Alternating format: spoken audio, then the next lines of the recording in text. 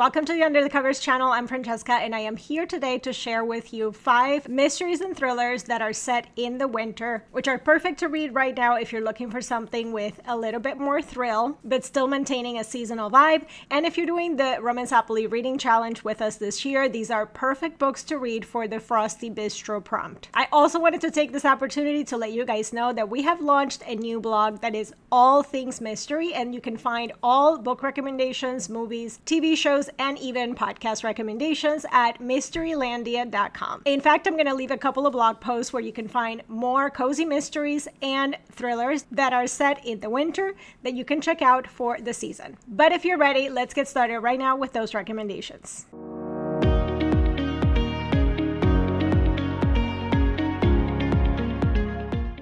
The first one that I have to share with you guys is Lucy Foley's The Hunting Party. So this one is about a group of friends that are having like a old college friends reunion for New Year's Eve. They want to go on a cabin, so they rent this lodge. It's very remote in the Scottish Highlands, and everything's like picture perfect, like think Instagram worthy place, all snow covered. It's all beautiful.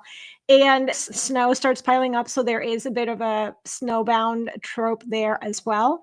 And as they are there, there's a lot of tension that builds up between them because as they thought that they were, this perfect group of friends, all these internal issues and secrets and grudges come up.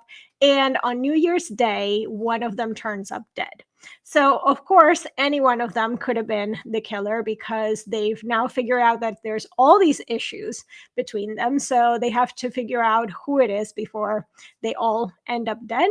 And it's just a really interesting take on not just the classic story of, being in a winter thriller that, it's a locked room mystery, but also just like very messy, drama-filled relationships. And especially with friendships, you kind of have the classic characters. You have the perfect couple that is probably not so perfect. You have the single friend who always feels left out. You have the other one that everyone thinks is perfect, but in reality, she's kind of spiraling. So you have all of these typical characters that you're going to find in a group of friends, and things are not always what they seem. So they have to deal with all of that drama and at the same time figure out quickly what's going on before they all end up dead. Most of these are going to be locked room mysteries, but if you like locked room mysteries with some added messiness and drama, then this is a great one for that. The next book is much more lighthearted. It's actually a cozy mystery, and it's Peril in Paperback by Kate Carlisle. This is part of the Bibliophile Mystery series. Now, this is a really long-running series. So the way I think of her books, because I would definitely recommend any of her books if you also haven't started reading cozy mysteries. Also, if you like cozy mysteries with like a touch of romance, so kind of like a good entry point if you're more of a romance reader. But you can really pick them up out of order. So if there's a story that you like, just pick that up and don't worry about where it's at in the series. So in this series, the Bibliophile Mystery series, we follow Brooklyn, who is a rare book expert. So this one is, as the title of the series would suggest, all about books. This one is the perfect book about books. So if that's what you like, this is the book for you. So she is invited to a birthday party at a mansion, and it's on Lake Tahoe. And at this mansion, they're basically having this giant fun house. There's pinball machines, there's secret passageways, there's trapdoors, there's all kinds of crazy stuff going on. And it's kind of like a game of Clue going on. She's there basically to catalog a rare Pulp Fiction collection. And things, of course, go a little bit awry when someone at the party is poisoned. And as they dig further, they realize that actually who was meant to be poisoned was the owner of the place, and who obviously was the one that hired her. She's our amateur sleuth throughout this whole series. So she goes on her little digging for clues and trying to figure out what's going on. She also figures out that what's happening is also possibly tied to an unpublished memoir that the owner of the house was working on. So it's perfect if you want like a very quirky setting and quirky characters, but also characters that have a lot of sass and a heroine that is not just an amateur sleuth, but it's really smart and determined. So I think it's a great one if you want something a little bit lower stakes. It is my low stakes one from the bunch today. The next one is what I would call a classic when I think of mysteries set in winter, and that is Agatha Christie's Murder on the Orient Express. So, this is also going to be my book to screen adaptation. I'll talk more about that in a second.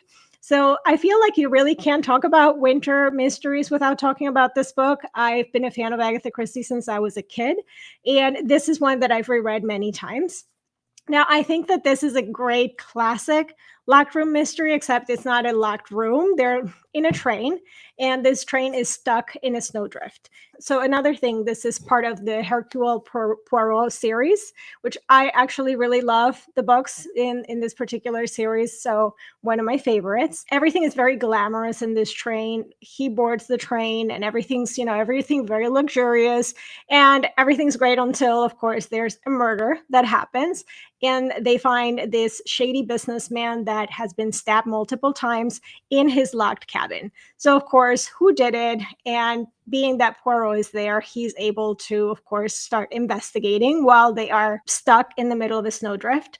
And everybody that's on board this train is also very shady. Things are not what they seem with everyone that's on there. There's lots of secrets and secret identities and all this stuff happening that he has to try to figure out what's going on, because pretty much everybody wanted this shady businessman dead. So everybody had motive. And the ending, I've always felt that was very good. It was a great one of my favorites in the whole series, and she does a really great job of building the paranoia in this book. So it's one of those locked room mysteries where you're really building up that paranoia of what's going on with every single person. So also builds a great sense of urgency. So I think it has pretty much everything that you would want in just not super scary thriller, but it just is a nice classic mystery. So this one I feel is a must read if you haven't read it before, and you can actually read it and watch the movie. Now, I was a little skeptical of watching this adaptation. I think it came out 6, 7 years ago. I can't remember right now. And I reread the book before I watched it. And I think they did a pretty decent job. I went in fully expecting not to like it, and I actually felt that they did pretty good. So I did enjoy it. I do recommend it, and I do recommend that you watch both. You read the book and watch the movie. Now, the next one, we're going back to a thriller, and this one is The Writing Retreat by Julia Bartz.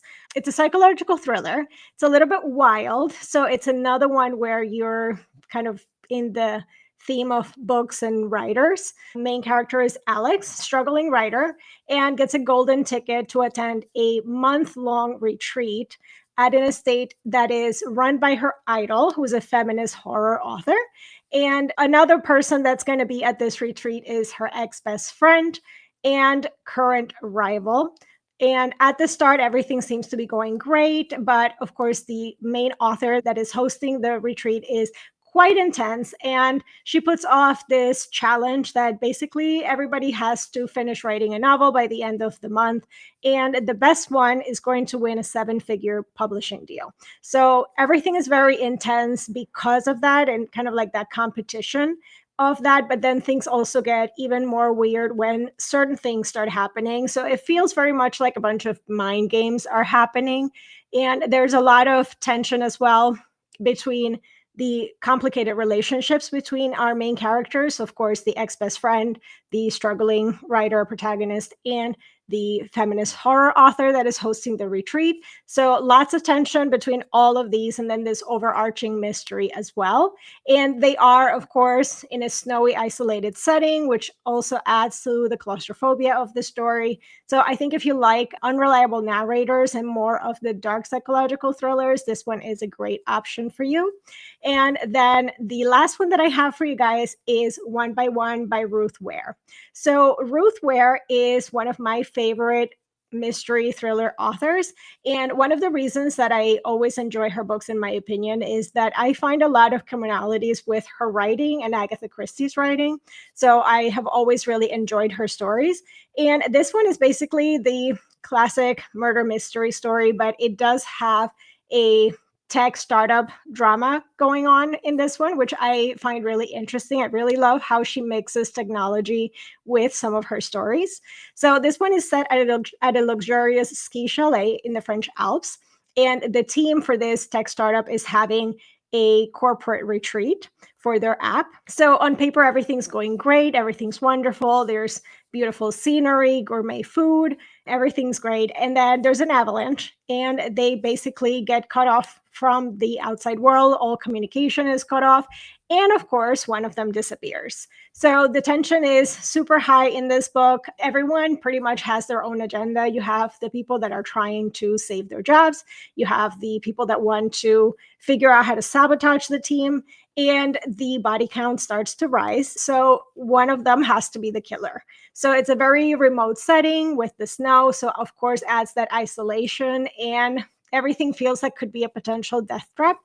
And I think if you like And Then There Were None by Agatha Christie, this would be a great comparable to that, with, of course, that different tech involvement as well. So what did you think about those books? Have you read any of them? If you have, leave me a comment and let me know what you thought of them. And if you have any other recommendations for mysteries or thrillers that are set in the winter, also be sure to leave those in the comments so that anyone that is doing Romanceopoly with us can check out even more recommendations. If you're not sure what the Romanceopoly Reading Challenge is, I'm going to leave also linked a video that has all of the details about this yearly reading challenge. If you want to join us for 2025, it's going to be a ton of fun, and you're going to read all kinds of different genres and different authors. Be sure to check out that video, and you can find all of the information as well by going to romanceopoly.com. All of those details are going to be linked in the description box down below, as well as the blog post where you can find more books that are set in the winter that are all about mysteries and thrillers. And as always, I would encourage you to subscribe to us on Substack so that you don't miss any of our content across any of our platforms. It's free to subscribe and get that information right in your inbox. So I will leave a link for that as well in the description box down below. That's all I have for you guys today. Thanks so much for watching, and I will see you guys in the next one. Bye.